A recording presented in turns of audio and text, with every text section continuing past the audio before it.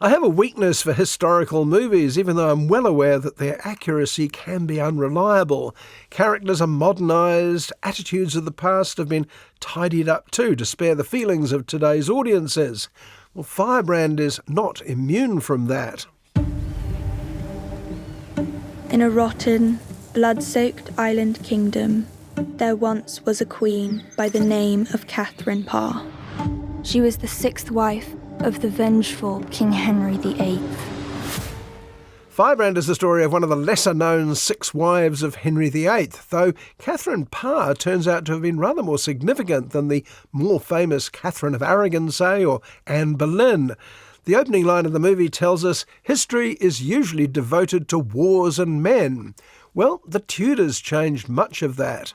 I won't be patron to heretics. He will kill me like he did my mother. He would never do that to you. Do you hear me? The 5 wives who came before her all met untimely ends. When Henry was away, fighting a small war in Europe, he did something unusual. He handed the regency, the rule of England, to his wife. He clearly had a lot of respect for Catherine, as did his 3 children, young Edward, Mary and Elizabeth. Elizabeth is the film's narrator. But Catherine's fate was to change the kingdom forever.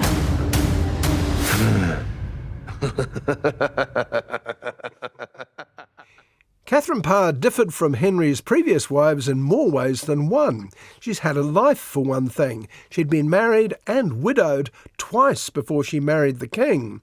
And she had opinions, notably about the church. She was also a published author, another first for a queen.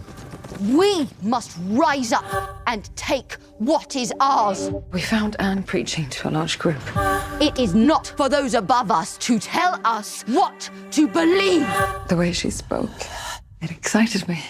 In Firebrand, she's inspired by the Firebrand of the title, a radical woman preacher called Anne Askew.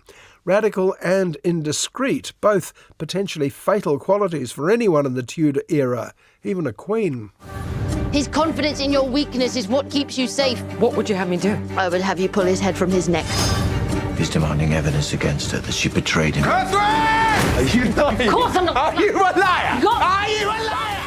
Anne Askew has the very good fortune to be played by one of my favourite actors at the moment, Erin Doherty, who seems to be in everything right now.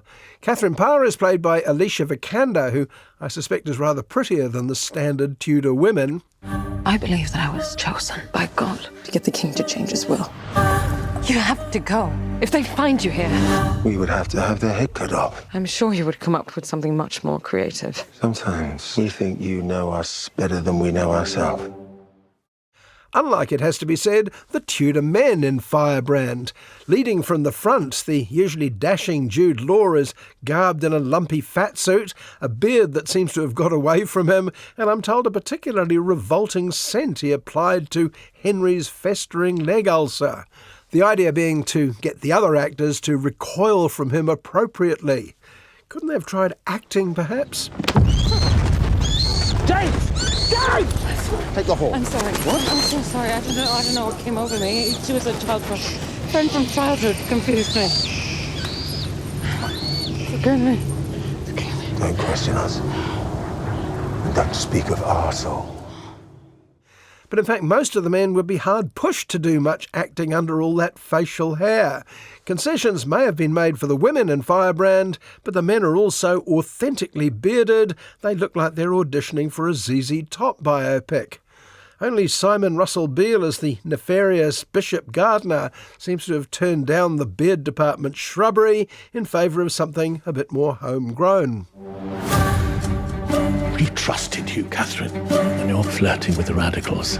It could endanger the stability of this realm. You don't want any harm to come to me. You don't want to hurt me. No, never. The gist of the story, I believe mostly accurate, is while Henry seceded from the Catholic Church to marry Anne Boleyn all those queens ago, neither he nor the bishop wanted to go full Protestant. This way lay heresy, as the Queen well knew. What precisely are you implying? My conscience is clear. God will never have intended for anything to stand between him and his people. Not a bishop, not a priest, not even a king. Then you will burn. But underneath any story of the period is how awful Bluff King Hal was. For centuries, British children were brought up on the one-adjective approach to their kings and queens. Henry VIII generally got two, a good king and a bad man.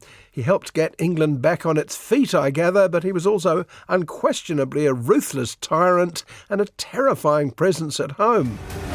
Is she more vicious than all the others? We've been here before. And we cut you down! We cut them down! We cut them down! Even played by Jude Law, Firebrand's Henry is impossible to like or even sympathise with. By the film's end, he gets an appropriate, if unlikely, end, and the winners, in a postscript, turn out to be Catherine Parr and, of course, the later Queen Elizabeth. Do you believe in hell? I think we're both bound for it. I'm ready. Are you? Firebrand is a bit of a slog and frankly not as much fun as you'd like it to be, but if you're curious about how the last of Henry's wives ended up with more influence than the other 5 put together and can get past the unnecessary acres of beardage, Firebrand is worth a look.